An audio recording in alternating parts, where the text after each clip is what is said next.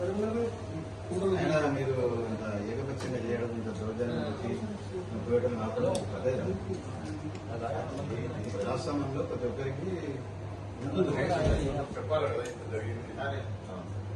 రేపు మా ప్రభుత్వం వస్తే మేము కట్టిస్తామని చెప్పాలి కదా. ఆయన కట్టిస్తానని చెప్పి వీడియో కాన్ఫరెన్స్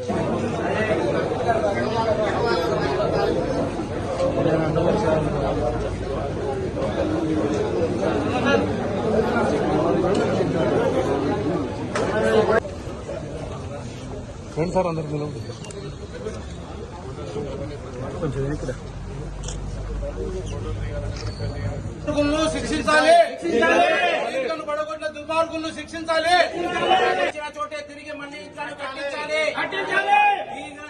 కూల్చిన చోటే తిరిగి ఈద్గాను, కూల్చిన చోటే తిరిగి ఈద్గాను, కూల్చిన చోటే తిరిగి ఈద్గాను.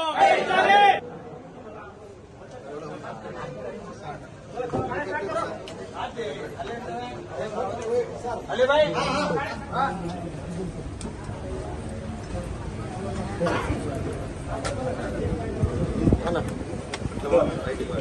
సార్ ఒక సెకండ్ సార్ కొద్దిగా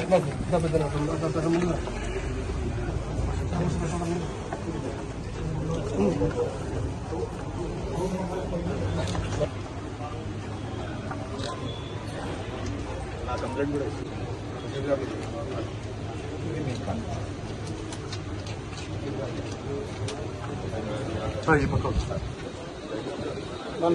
చెప్పొచ్చు కదా.